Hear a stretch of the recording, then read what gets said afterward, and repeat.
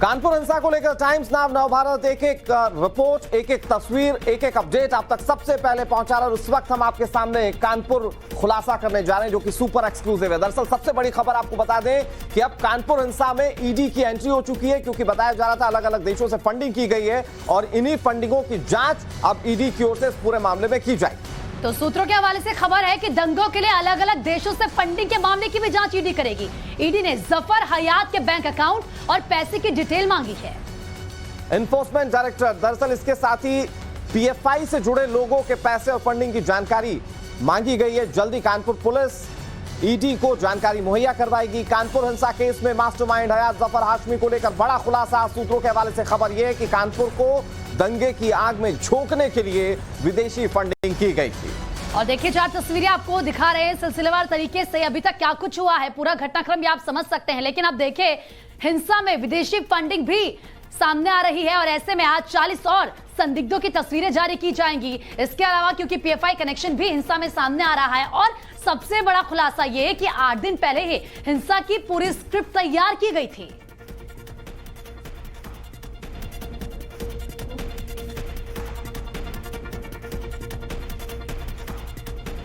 तो ये बड़ी खबर है जहां पर ईडी अब इस पूरे मामले में विदेश से हुई फंडिंगों की जांच करेगी। अनुज मिश्रा हमारे सहयोगी ज्यादा जानकारी के साथ जुड़ गए। अनुज, सबसे पहले मैं अपने दर्शकों को यह बताना चाहूंगा और उसी पर आपसे सवाल भी दरअसल समझने की कोशिश करेंगे कि जो फंडिंग की गई थी तकरीबन 3 करोड़ की विदेशों से हुई थी और 98 लाख रुपए जिसमें से विथड्रॉ किए गए थे। क्या इन्हीं को आधार बनाकर ईडी अपनी कार्रवाई को आगे बढ़ाएगी? क्या इसी को लेकर विदेशी फंडिंग की जांच की जानी ईडी की ओर से?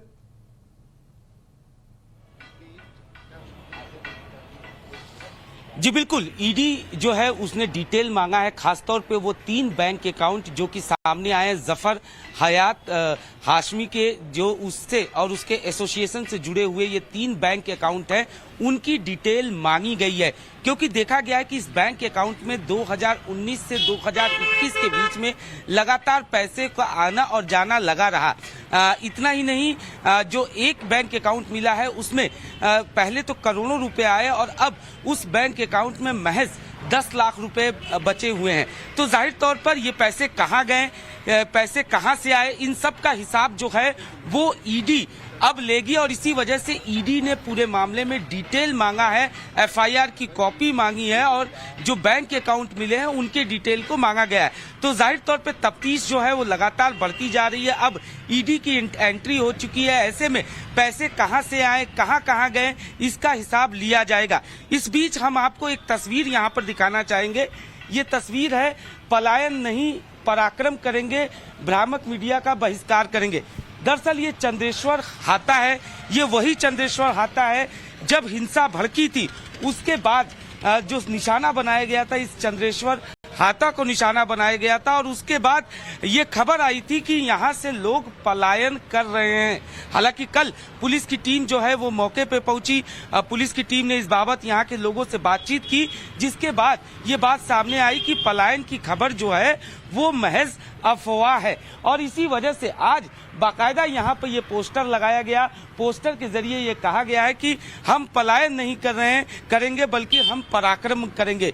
तो जाहिर तौर पर ये तस्वीर जो है, हालांकि अभी यहाँ के लोगों से हम बिल्कुल अनुज लौटेंगे आपके पास, क्योंकि पल पल के अपडेट आप दे रहे हैं और किस तरीके से इस पूरे मामले में अब ईडी की भी एंट्री हो चुकी है। दरअसल जो दंगे की फंडिंग है उसको डिकोड किया जाएगा, ग्राफिक्स के जरिए भी आपको हम ये समझा रहे हैं कि अभी तक क्या कुछ हुआ है।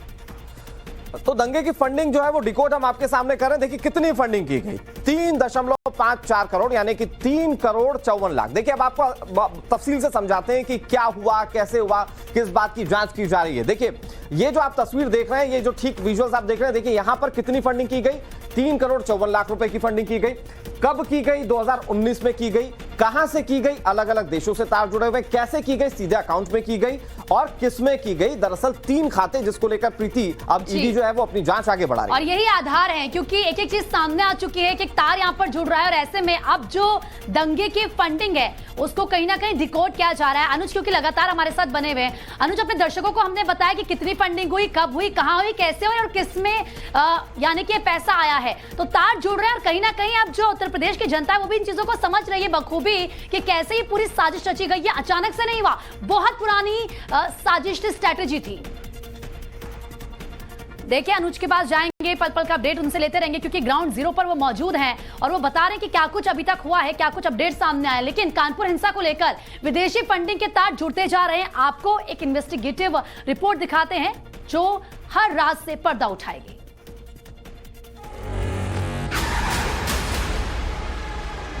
कानपुर में हिंसा, विदेश से फंडिंग।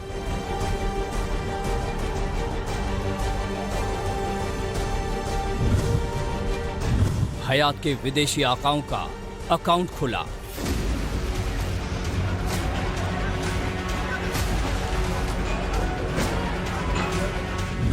D2 गैंग से PFI तक फंडिंग का हर किरदार बेनकाब।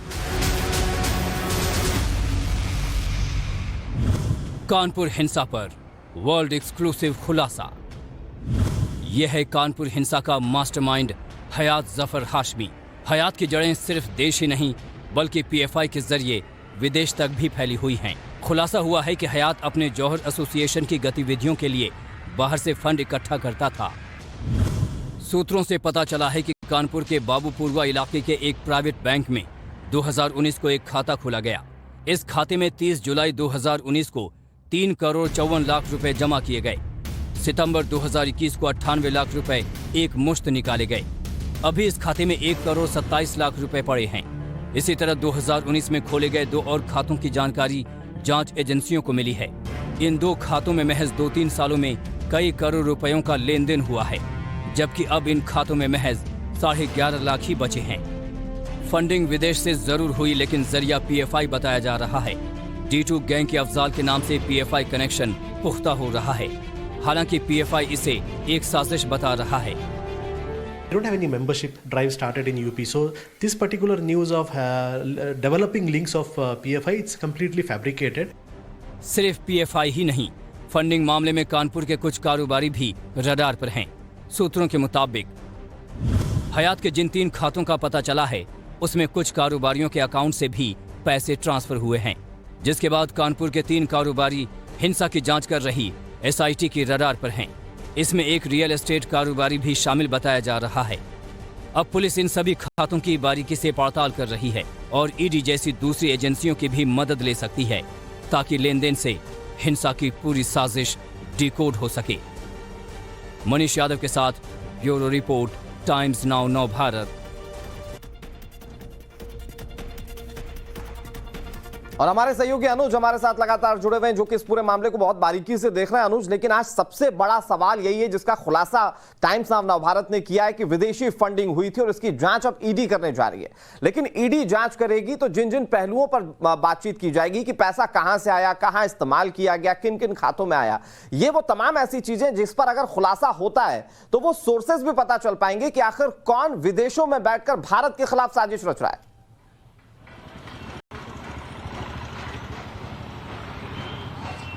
जी बिल्कुल, जब ED इस पूरे मामले की तफ्तीश करेगी तो ये पता लगाने की कवायद करेगी कि आखिरकार ये पैसा जो है वो कहां से आया, क्या ये पैसा जो है हवाला के जरिए भी तो नहीं आया था।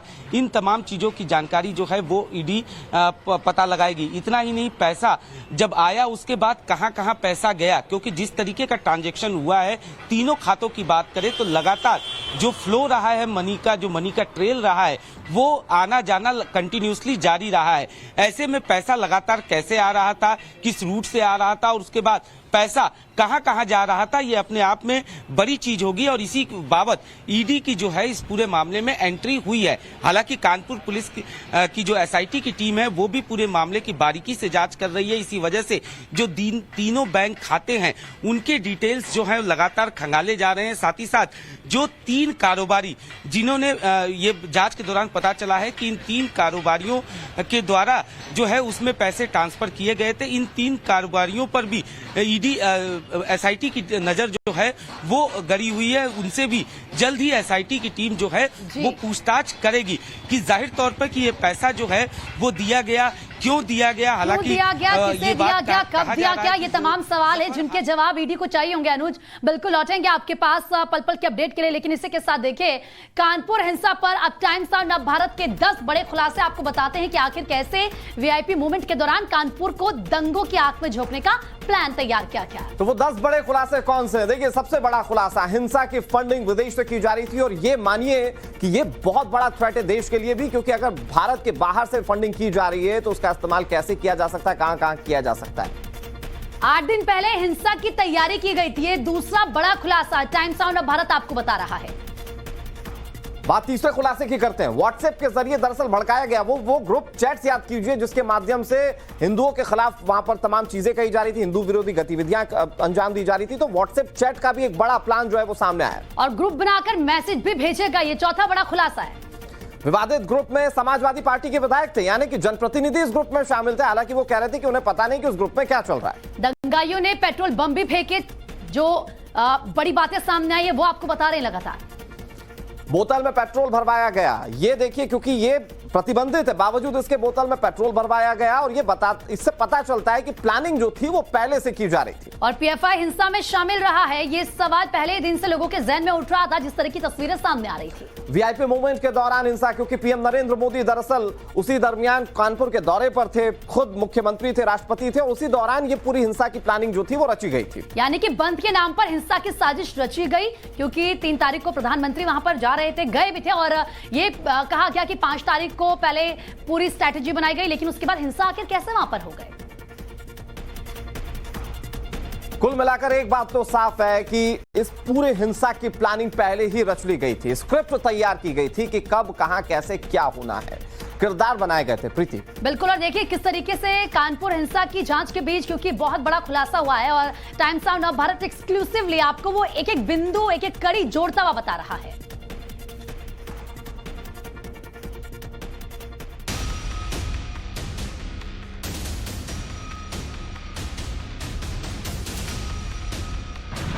कानपुर हिंसा की स्क्रिप्ट पहले से तैयार थी। हिंसा की टीम का कास्टिंग डायरेक्टर बेनकाब, साजिश के हर सीन का अंडरग्राउंड सच, हिंसा की फिल्म के 8 दिन। कानपुर हिंसा की स्क्रिप्ट करीब 8 दिन पहले ही लिखी जा चुकी थी। आज टाइम्स नाउ नव भारत हिंसा की इस स्क्रिप्ट के राइटर और 8 दिन तक बनी हिंसा की फिल्म के डायरेक्टर से जुड़े हर सच की एक एक परत आपके सामने खोलेगा। हिंसा की स्क्रिप्ट का राइटर और डायरेक्टर है हयात, और फिल्म के लिए बाकायदा पूरी टीम कास्ट की गई थी, हर किसी की भूमिका तय थी। सूत्रों के मुताबिक 26 मई को ही हिंसा की स्क्रिप्ट तैयार कर ली गई थी। हयात ने हिंसा की तैयारी शुरू कर दी थी। कानपुर बंद के लिए एक टीम बनाई गई थी। टीम में हर किसी की भूमिका तय थी। कुछ को पोस्टर छपवाने थे, तो कुछ को सोशल मीडिया से लोगों को जुटाने की जिम्मेदारी मिली थी, तो कुछ को देसी बम और पत्थर जुटाने को कहा गया था। न सिर्फ हयात ने हिंसा की पूरी स्क्रिप्ट लिखी, बल्कि शराफत का मुखौटा पहनकर ऐसी एक्टिंग की कि पुलिस प्रशासन को भी गुमराह कर दिया। सूत्र बताते हैं कि हाशमी ने पुलिस के सामने तो तारीख बदलने की बात मान ली, लेकिन अंदर खाने वो हिंसा की तैयारी करता रहा। इसकी भनक किसी को ना लगे, इसके लिए उसने गोपनीयता बरती। लोकल इंटेलिजेंस को इसकी भनक पहले ही लग गई थी और पुलिस को जानकारी भी दी, मगर कानपुर पुलिस हयात का हथकंडा समझ नहीं पाई। नतीजा 3 जून को कानपुर हिंसा के रूप में सामने आया। पुलिस तो अपनी जांच कर रही है, हिंसा की फिल्म के हर किरदार की भूमिका पर खुलासा कर रही है, मगर फॉरेंसिक टीम भी सबूत जुटाने में लगी है। हिंसा वाली जगह यानी दादा मियां, नई सड़क और चंद्रेश्वर हाथे पर जांच की गई, फोटोग्राफी हुई। एविडेंस से संबंधित चीजें हैं, वो चीजें हम लोग कलेक्ट कर रहे हैं, फोटोग्राफी कर रहे हैं, वो सब चीजें मिल चुकी हैं। अब उसमें जो अपनी इन्वेस्टिगेशन है उसमें अग्रिम कार्रवाई की जाएगी। इसमें सीसीटीवी फुटेज और कुछ छतों पर भी आप लोग गए हैं, क्योंकि जानकारी ये मिली है छतों पे पत्थर रखे हुए थे, वहां से पत्थर बरसाए गए। नहीं नहीं, ऐसा कुछ नहीं है। जो चीजें जो घटनाक्रम में हुआ है उन चीजों को कलेक्ट कर रहे हैं और कलेक्ट करके वैधानिक कार्रवाई कर रहे हैं। इसके अलावा 8 किलोमीटर के दायरे में ड्रोन के जरिए भी निगरानी रखी जा रही है। ऊंची इमारतों और छतों पर नजर रखी जा रही है। हर संदिग्ध चीज कैमरे की जद में है। ड्रोन के जरिए पुलिस जो है तमाम जगहों पर निगरानी रख रही है। साथ ही साथ जो छत हैं, जो ऊंचे इलाके हैं, तमाम जगहों पर पुलिस जो है ड्रोन के जरिए अपनी नजरें गड़ाए हुए हैं। दूसरी ओर हिंसाग्रस्त इलाके का पुलिस ने मैप तैयार किया है ताकि हिंसा के दिन जो भी हुआ उसकी माइंड मैपिंग हो सके। भले ही पुलिस हिंसा को समय रहते रोक पाने में नाकाम रही, मगर अब पुलिस की जांच तेजी से आगे बढ़ रही है और हर बीतते दिन के साथ कानपुर के गुनहगार बेनकाब हो रहे हैं। संवाददाता अनुज मिश्रा और मनीष यादव के साथ ब्यूरो रिपोर्ट, टाइम्स नाउ नव भारत।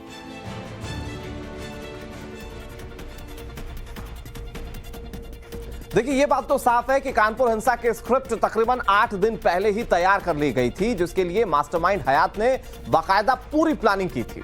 और अब पुलिस उन दंगाइयों की पोस्टर जारी भी करने वाली है। वो चेहरे सामने आ जाएंगे। बड़ी खबर आपको बता रहे, इससे पहले भी तमाम चेहरे सामने आए। सीसीटीवी कैमरों को खंगाला गया, जिसके बाद एक एक चेहरे को बेनकाब किया गया। लेकिन अब फिर से जिन्होंने दंगा किया, जो लोग बच गए, उनके पोस्टर बाकायदा पुलिस जारी करेगी। वो 40 चेहरे कौन से होंगे, दरअसल सवाल यह, और पुलिस किस तरह से कार्रवाई करती है। आप देखिए, 57 लोग पहले ही गिरफ्तार किए जा चुके हैं और 40 लोगों के पोस्टर पुलिस जारी करने वाली, यानी कि कार्रवाई अब और तेज होने वाली है।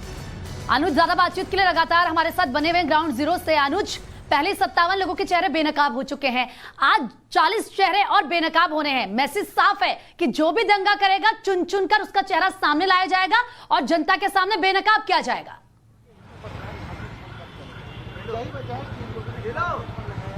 जी बिल्कुल, और इसी वजह से पोस्टर जो है वो हमने देखा था कि इससे पहले भी पुलिस ने पोस्टर लगाए थे और उसके बाद हमने देखा कि किस तरीके से पोस्टर लगाने के बाद कुछ लोग खुद ही सरेंडर करने के लिए पुलिस के सामने पहुंच गए थे। आज जो है वो 40 लोगों के पोस्टर और जारी होने की बात कही जा रही है और निश्चित तौर पर जिस तरीके से हमने देखा कि सीसीटीवी कैमरे के जरिए लगातार जो हिंसा में शामिल लोग थे, जो उपद्रवी थे, उनकी लगातार पहचान की जा रही थी और पहचान करने के बाद अब उनके पोस्टर जो है वो जारी किए जाएंगे, जिसके बाद उनकी धरपकड़ जो है वो शुरू की जाएगी। हालांकि एसआईटी का साफ तौर पे यही कहना है कि उनका जो मकसद है वो हिंसा में शामिल तमाम लोगों को पकड़ने का है। पोस्टर जारी करने के पीछे का जो मकसद है उससे साफ ये मैसेज जाता है कि कई लोग जो हैं, कई चेहरे ऐसे होते हैं जिसे पहचान पाना मुश्किल होता है। ऐसे में पोस्टर जारी होने के बाद लोग जो हैं वो पुलिस से संपर्क करते हैं, जिसके बाद उन्हें पकड़ने में कामयाबी मिलती है और इसी वजह से पोस्टर जो है वो जारी किया जाएगा। आगे आने वाले दिनों में हम देख सकते हैं इस मामले में पुलिस जो है और सख्त हो सकती है और कार्रवाई जो है वो की जा सकती है, क्योंकि मैसेज बड़ा क्लियर है कि जो लोग भी उपद्रवी थे, जो लोग भी हिंसा में शामिल थे, लगातार इस मामले को लेकर पुलिस ने संकेत दिए हैं और वो संकेत दरअसल ये दिए गए कि चाहे जो भी दोषी हो उसे एक एक करके चुन चुनकर सलाखों के पीछे पहुंचाया जाएगा अगर उसने किसी तरह का कोई क्राइम किया है तो। लेकिन अनुज, क्योंकि जो उत्तर प्रदेश की सरकार रही है या प्रशासन रहा है, उनके काम करने का तरीका बहुत साफ रहा है कि उन्हें वो लोग जो कि हिंसा में शामिल हैं या फिर आपराधिक गतिविधियों में शामिल है उनसे पूरी प्रदेश की जनता के सामने रखा जाए। तो क्या ये चिन्हित किया गया है कि ये पोस्टर्स जो लगाए जाएंगे कहां कहां लगाए जाएंगे, कितने पोस्टर्स होंगे, चेहरे कौन कौन से होंगे, क्या इस बात की जानकारी मिल पाई है?